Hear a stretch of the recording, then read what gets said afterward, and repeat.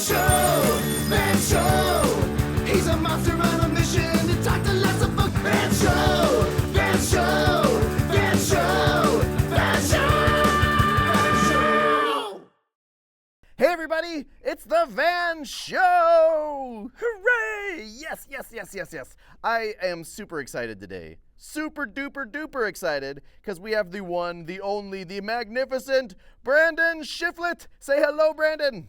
Hi, guys. Hey! So Brandon, thank you so much for coming on the show. Hey, it's a real pleasure to be here, Van. Well, spectacular.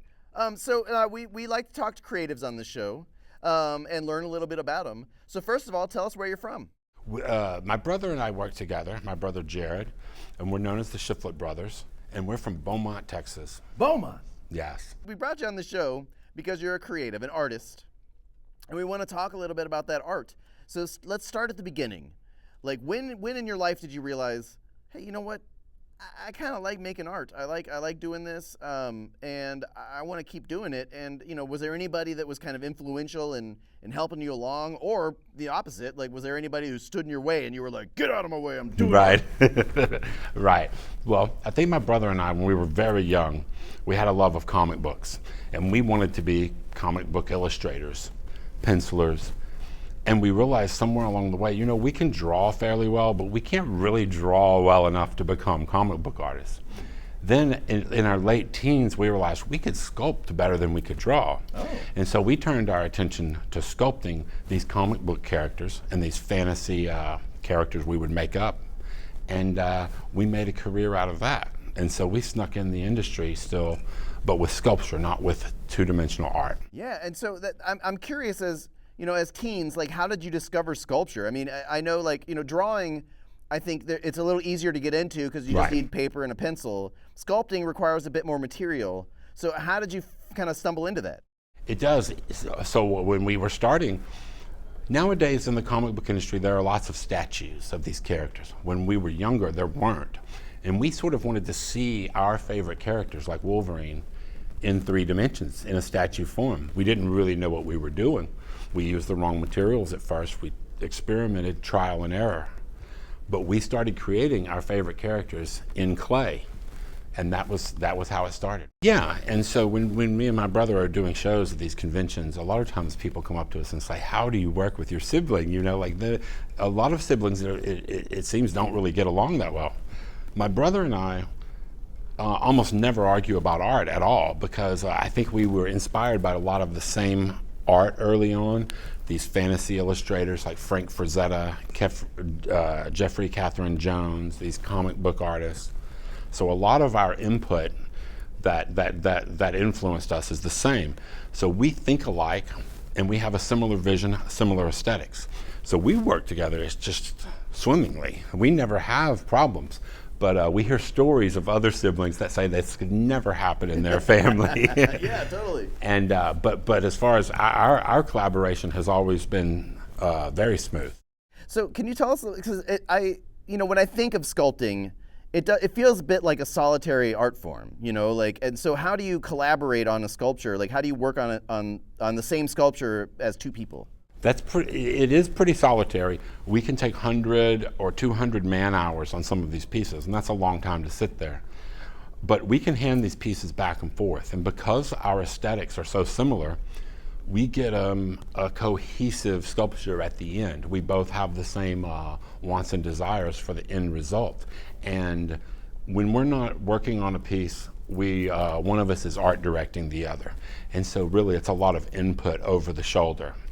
And so we really look at it as 2 eyes, or two heads are better than 1. 4 eyes, I guess, are better than 2. Yeah. And so we have 2 opinions, and we feel like that vets the piece a little bit more, and we run it through the system and get a good outcome. I like, because I was trying to think, I was like, so does one of you take the feet and the other take the head, and you're like working at the same time? But that depending on the size, probably wouldn't be so comfortable. Right. We don't usually work on the same time. A lot of it is what we like to sculpt dictates. He likes to monsters and barbarian guys, and I like sort of science fictional girls or female kids. So it's more about what we enjoy sculpting, and we'll go back and forth. Wow. And so you started doing other people's properties, like Marvel and DC, I'm guessing. That's kind right. of like characters. That's When right. did you start creating your own? From the beginning. From the beginning, we were doing our own stuff. And so we would find fulfillment in that. But that's not to say we didn't find fulfillment in the comic book stuff, because we are those comic book nerds. So when Marvel asks you to sculpt the Hulk, you're giddy, you know, and you're very excited about that. At the same time, especially nowadays, there are lots of Hulk sculptures out there. But something me or my brother may create, there's only one of those. And so you get a little bit more fulfillment from these original ideas if they gain traction and popularity. Now, you know, you're creating these fantasy creatures or like space people. That's right. Can you tell, like, when you're creating one, how much of a story are you like kind of putting behind it before you start like putting hands to clay? Right. Not much before we start. Now, as we start, like I said, if you spend 150 hours poking at some little sculpture, you know, stories do tend to run through your head. Sure. And you think about, what is this guy's story? What's he up to? What was he doing before this? What's he going to do after? And so you do start building up a narrative. It almost just comes with the territory and how much time we spend. And we don't talk a lot about those narratives because for us, the sculpture is the message, you know what I mean? But for us, we have to have a story because we want it to be telling a story. We don't just want it to be a figure and it's like a technical figure where we want to tell a story with these sculptures. There are some chapters about our careers, about how we got started, but most of the book is tutorial, step by step, how we do it, what kind of wires we use, what kind of tools, what kind of clay. Wow. And how we add these bits of clay up, pretty small bits. We add and add and add until we have anatomy or clothing or whatever it is that we're sculpting. We do a lot of anatomy. Companies come to us for that, and so that's one of our specialties. Wow.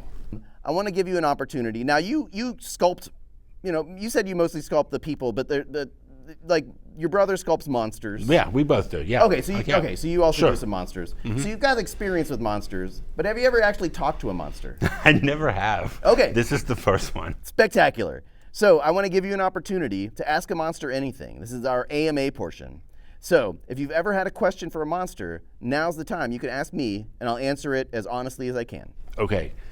Do you think we're depicting monster anatomy fairly accurately with our monster muscles? Great question. And thank you. I think you are. You know, but saying that is because there's a wide swath of different monster types. Right. You know, there's all kinds of different monsters out there. We all have different bodies and different shapes, and I think you do a really good job of representing a lot of that. Now, I will say, I would kind of appreciate maybe some more furry monsters in your collection. I think that'd be nice. For sure. You know, I mean, a little bit of furry monster representation never hurt anybody. We'll try to work that in for you. Yeah? Awesome. Well, thank you so much for coming on the show. Thank you, Van. It was a real pleasure. Yeah, it's been a blast. And if people want to pick up the book or some of your sculptures, like how can they get a hold of them? Yeah, we are at shiflettbrothers.com, and that's SHIFLETT, brothers, spelt out the whole word.com. And they can find everything we have right there on that site. Goodbye. That show, that show, that show.